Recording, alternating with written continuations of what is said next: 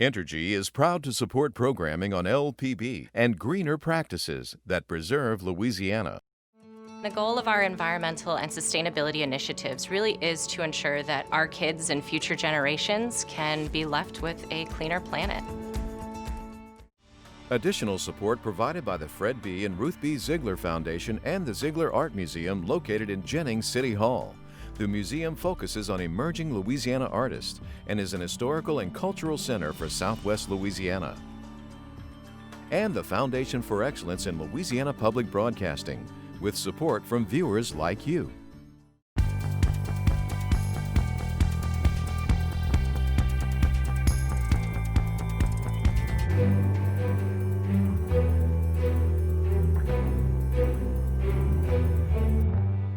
They know who's doing their cooking. They know your name. The secret recipe that keeps a popular restaurant open even during the pandemic. I call it the epicenter of hope.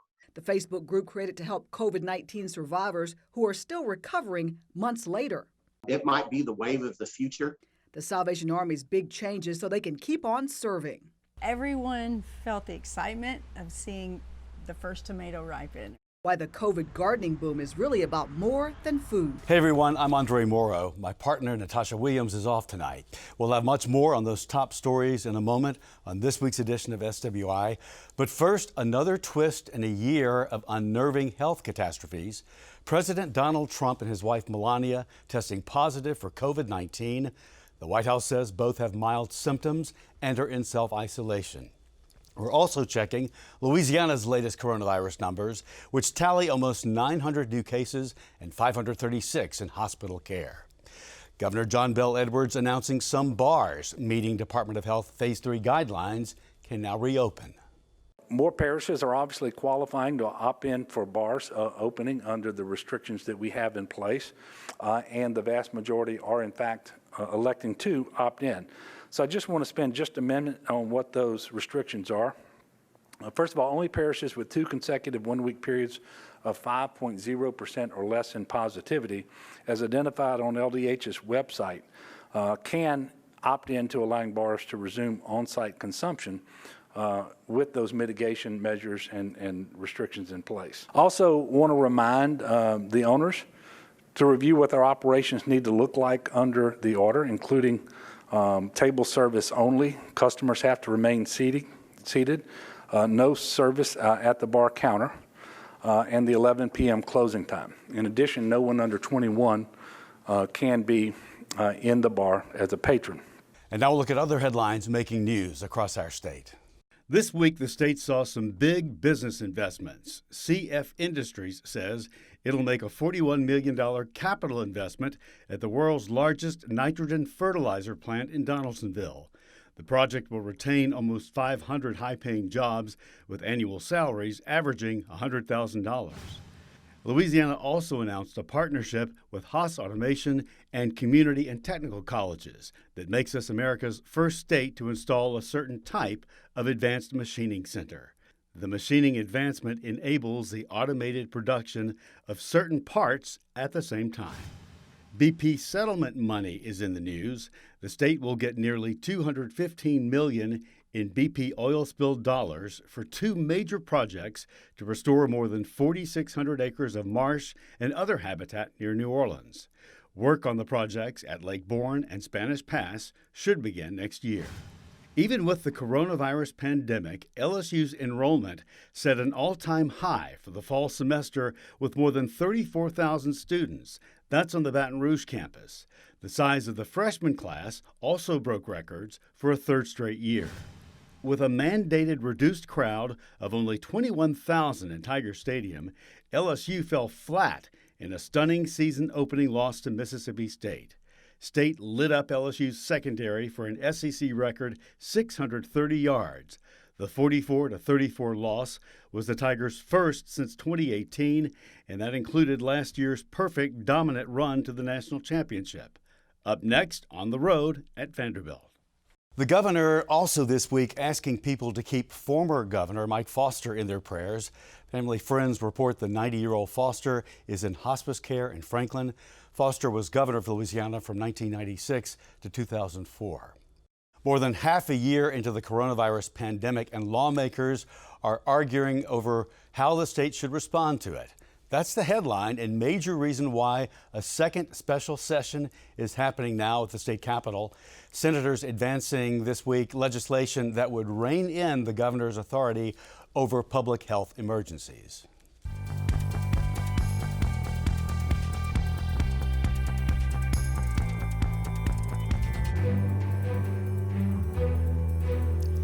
Survivor Corps is a grassroots Facebook movement started by a woman who experienced a number of frustrations after she tested positive for COVID. The group is dedicated to sharing information and research about the virus. She told our Natasha Williams that she simply had to speak out. Diana Barrett, a professional photographer, is 45 years old, healthy, active, and very adventurous. But back in March, her life as she knew it hit a major road bump. I was actually one of the first people in the New York area to get COVID back in early March. And I recovered at home with Tylenol and Gatorade. I was not hospitalized. I did not have a dramatic story out of it. I was just early. And thankfully, I was extremely lucky. While I was in isolation, I started to learn about convalescent plasma. And I realized that if I was, going to be unlucky enough to be one of the first people to get COVID, if I was going to be lucky enough to be one of the first survivors, there were going to be many to follow. I was thinking thousands. I didn't realize that there would be millions. And that if one person could save lives through donating plasma, imagine if we could gather all of these people in a sort of coalition. Her Facebook group Survivor Corps, now more than 107,000 strong, was born. The online group is dedicated to sharing information and research about the coronavirus pandemic. So I started Survivor Corps on March 24th with really the same mission that we have today, which is to mobilize an army of survivors to donate their plasma and support science in every way possible. Inside the arm of every COVID-19 survivor are the antibodies that will lead us to a cure. And it is, I think, our civic duty, our moral duty to give back to science, to support science, because so many of the answers to the mysteries of this virus lie in the bodies of survivors. Barron says Survivor Corps is now a patient advocacy group as well, because so many of the people who get COVID don't end up in the hospital, but they also don't recover. People are staying ill for months and suffering damage to every organ system because of this virus. Tell me about how important it is, to kind of get it out there that these are long-term, as you guys call it, long-haul symptoms, and people have them and people are still suffering. Yeah, so that is extraordinarily important to realize. And it's one of the reasons why I think it's so important to do interviews like this and to get this message across, is because, look, if you had COVID and it's been more than 2-3 weeks, if you're on week 4, week 5, week 6, and things are not feeling like they're supposed to, and you don't feel like you're getting better, you need medical help. And if you go to the doctor and the doctor, says you have anxiety, well, you probably do. And you might be depressed also, but that doesn't mean that you might not also have heart damage or lung damage or kidney damage or severe neurological impairments as a result of this virus.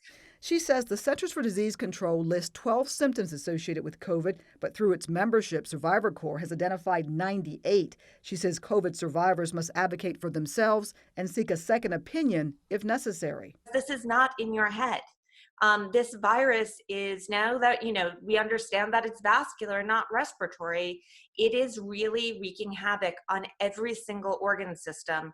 And come join us at Survivor Corps, do a keyword search on that symptom, and I assure you, you will find many, many other people who have experienced the same thing. And right now we are in a very unusual situation where most people who get COVID don't go to the doctor. For months, Barron has done her part in helping those suffering, struggling, and praying to get better. She's given plasma 8 times, the most she's allowed. First of all, it is literally the only good thing that comes out of COVID is that you get to be a superhero.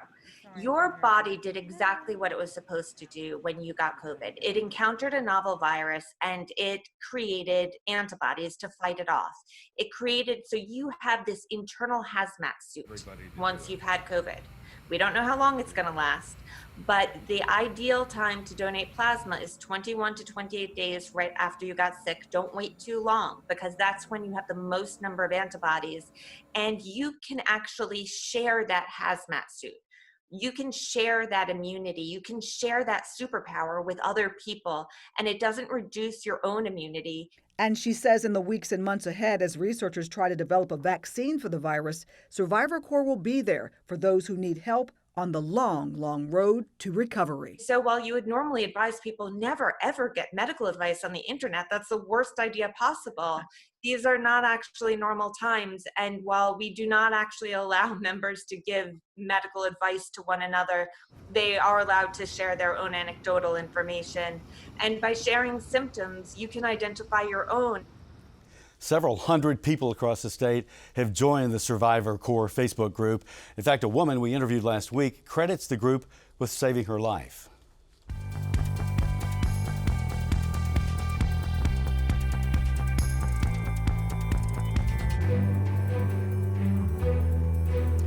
You may have already noticed major changes the Salvation Army and Feeding Louisiana are making, I'm told, in order to meet their needs of community service. I talked with Mike Manning, who heads up the Greater Baton Rouge Food Bank, and the Salvation Army's Major Donald Tekautz. We are just facing unprecedented time. So the Salvation Army's adapted our new slogan for this Christmas called Rescue Christmas.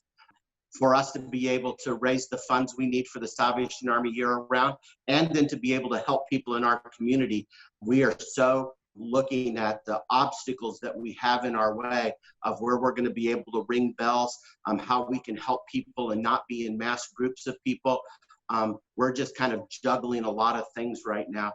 So Rescue Christmas is a great slogan of having a way for people to come to our rescue and to the people we serve's rescue to serve year-round that the Salvation Army does. You know, we're not far. Our neighbors on either side of us have faced a major hurricane on both sides.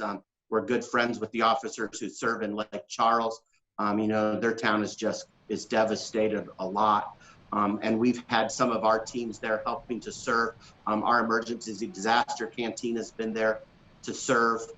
So of course, those are right in our neighborhood being in Louisiana. And so you also kind of worry about donor fatigue, you know, because there's been such a huge need to help the people of Lake Charles as we move to Christmas. There's lots of things that, as you said, we juggle to kind of be prepared to keep moving forward as serving. So being we don't know if we can ring bells in some stores, and, you know, we're also facing this coin shortage in America. And so people's ability to give this year and where we can ring bells, there's still a few of our national locations that we've not yet heard of, and that's getting a little scary of where we can ring bells this Christmas season. So we've adopted an online Red Kettle program that people can check out at our website, salvationarmybr.org, and can do several things. One, if you're so desire, you can set up and have your very own online Red Kettle and encourage your friends to give. It's easy to sign up. We'll send you if you sign up a little form, we'll send you the link that you can broadcast it all across your social media or email to all of your friends, and you can become an online bell ringer for us and help us still to meet the need. I've challenged my advisory board to each of them have an online Red Kettle, and they're going to come to our rescue. The other new is our Angel Tree program that we've done for years and years of helping families, especially children at Christmas, get a toy. We can't do applications like we used to when people would come in groups of people. And so we're completely going to an online Angel Tree program this year where families who need help will be able to sign up online, and we'll be able to then come and we'll do kind of a drive-through this year where people won't get out of their car, and we'll be ready for them on those weeks before Christmas to make sure families' needs are met with food and toys for Christmas. So there's a lot of things that COVID is kind of pushing us to look at new ways of doing the things we've always done. We are pretty much focused on doing what we do just like we would do after any disaster. It's just that we're having to do it for a much longer period of time now, which is requiring us to raise more funds, raise more food to significantly impact things and take care of so many more people than we're used to serving on a regular basis. And that's happening at every level, nationally, statewide, with every organization that you're associated with in the bigger picture, correct? Exactly. In some places it's worse than others, depending on the amount of the shutdown and the situation with cases. But generally, we're all facing the same problems, the same issues of increased demand, significantly increased demand. If you could tell people at home watching to do one thing, what would that be? It would be to donate, because we can translate a dollar into so much more than they can just donating food. Monetary donations can go so much farther. It allows us to continue to do our distributions, to cover the overtime we're incurring, and to make sure that we are still trying to meet the need. I don't think we are meeting the need, but we're striving to, as best we can in the 11 parishes that we serve. When you take the COVID, you have to overlay Hurricane Laura. And that has dramatically changed the face of the response from where we were just with a COVID response to where we have a COVID response plus a disaster layered on top. So the entire western portion of the state is really struggling even more than we were with COVID, which is a big challenge, especially in light of all the COVID funding that's come out and been donated through the philanthropic community that is now in a situation of, well, are there funds to help with the hurricane recovery and to continue to provide the feeding in such a devastated area? For us, we've been doing the same thing since the COVID outbreak started. We've been doing mobile distributions because a lot of our agencies, because of the age of the volunteers, would close to protect those volunteers. And it's really been key across the state for us to be able to continue to do that in spite of the additional demands of the hurricane and trying to address the broader issues that we have to face from a COVID perspective.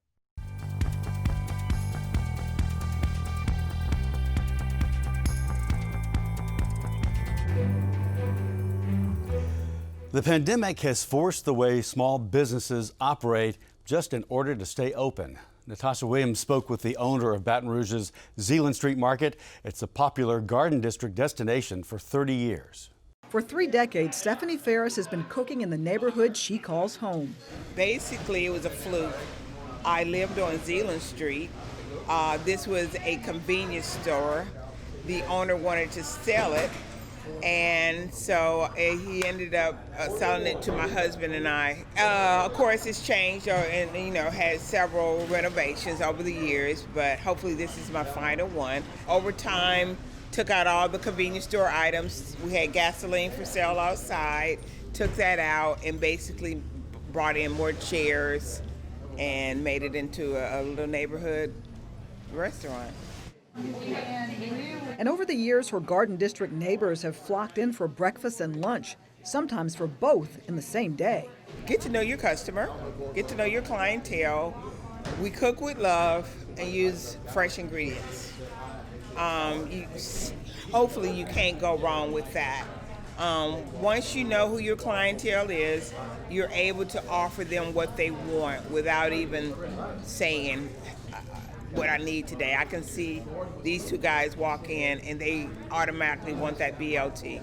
Earlier in the year, small businesses like Phares' Family Restaurant were challenged like never before. During this pandemic, this 2020, I think it was very necessary that you know who you're providing for. But not only that, they know you. They know who's doing their cooking. They know your name. They know who you are, and that you're here to keep them safe. Phares knew the pandemic would mean changes, so she began preparing early. I actually was in a Serve Safe class the day that the governor shut the restaurants down. So my kitchen manager, Miss Tanya, and I came out of that meeting knowing more about COVID than we had known earlier. We also knew already how to keep everything clean and, sanitized. So we came back ready for it, but we didn't know what was about to happen. We lost the majority of our staff. We lost some of our customers, but we knew to keep our doors open for those who wanted the choice of real food, not fast food, but real food, cooked with love by us. She says it wasn't easy, but she did get a Small Business Administration Paycheck Protection Program grant to help pay her employees, but we had to keep our heads up above the water, so we had to keep going. So we needed to, just greet every customer, put our name out there, keep our name out there. We needed to just keep the doors open for whoever walked in the door. So it was difficult at first, but we had faith and that it was going to come back. And now in phase 3, still limited capacity and socially distanced, business is picking back up. But her secret recipe for success is much the same as it was when she started 30 years ago. The restaurants that last, they're going to be the ones that know what they're doing, and they're there to offer the public what we need, not just what we want to socialize or what we think we want, but you need to keep food healthy so that it can build your immune system. And so that's what I think the future of restaurants are. And Phares plans to be a part of that future. Every plate helps. Every time we cook something and you eat it and it's good and you can tell someone else, that's the best advertisement. Zeeland Street Restaurant is open for breakfast and for lunch.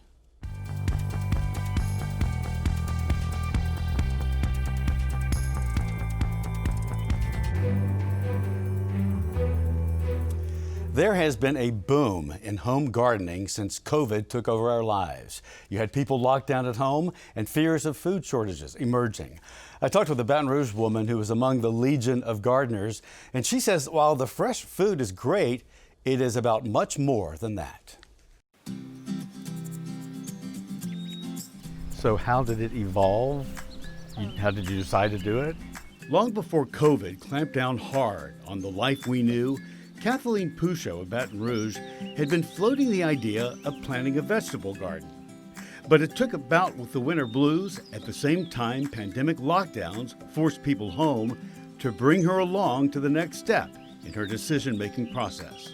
And I was laying in that bed in front of the window, and my daughter gave me a phone with all these gardens on Pinterest, and I just kind of piqued my interest in it. Sparked something. You've never done this before? I had always loved flowers, but in vegetables intimidated me.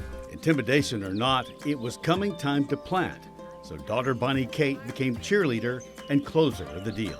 We've always had this empty space on the side of our house, and Mom was like, oh, I really want to do a garden, and everyone else was kind of like, that's a huge undertaking and overwhelming to think about the planning and the layout of everything. And so I was like so excited, like, let's do this, let's go for it. And I had an iPad and helped her sketch out her ideas in her brain, and it was so much fun to dream and scheme and envision it all. She was my partner in it. She was very helpful, incredibly helpful, and instructional, and in ways that I loved and appreciated. Kathleen also happened to be the only one in her family covering many generations who never quite learned the skills to grow crops. Her mom says all these events came together at the right time to set the table for her daughter. She got my brother, Wilmer Mills, to come and help her a little bit on the boxes, tell her what kind of dirt to put in. And he gave her a few pointers. I think he was very encouraging. He was positive. As Kathleen's work began, if she needed answers, she knew where to go. Every time I go to the nursery, I ask questions to anybody I run into. Well, I guess when you had your children and nurtured and raised them, you didn't know that much about it, but you learned, and so you're learning this. Yeah. And it's the same kind of thing. It is. It really is. It's nice, and people are willing to help you. And this season's finished product?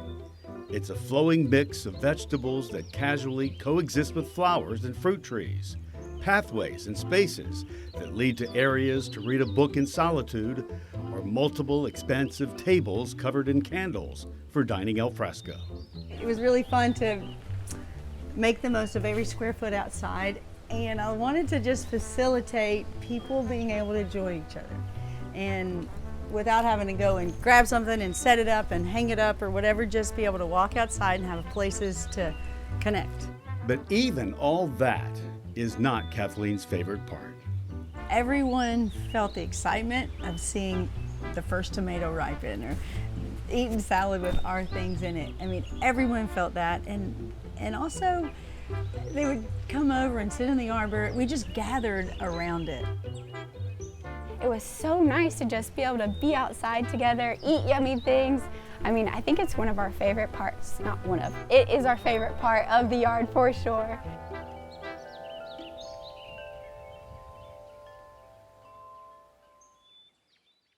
And because a true gardener's work is never done, Kathleen is, of course, already planning for the next season.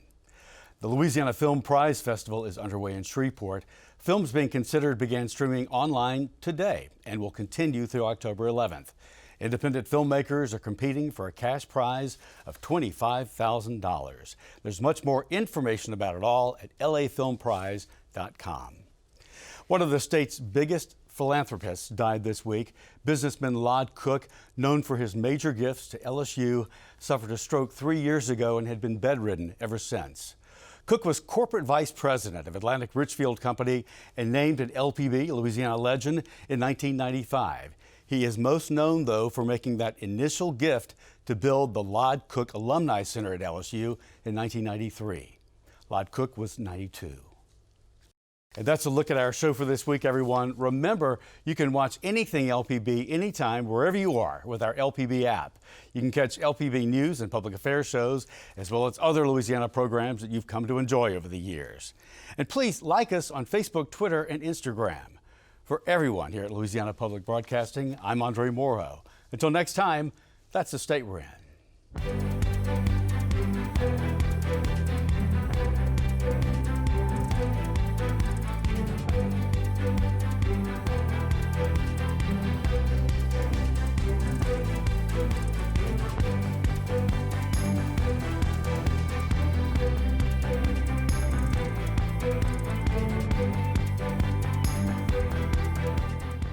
Entergy is proud to support programming on LPB and greener practices that preserve Louisiana. The goal of our environmental and sustainability initiatives really is to ensure that our kids and future generations can be left with a cleaner planet. Additional support provided by the Fred B. and Ruth B. Ziegler Foundation and the Ziegler Art Museum located in Jennings City Hall. The museum focuses on emerging Louisiana artists and is an historical and cultural center for Southwest Louisiana. And the Foundation for Excellence in Louisiana Public Broadcasting, with support from viewers like you.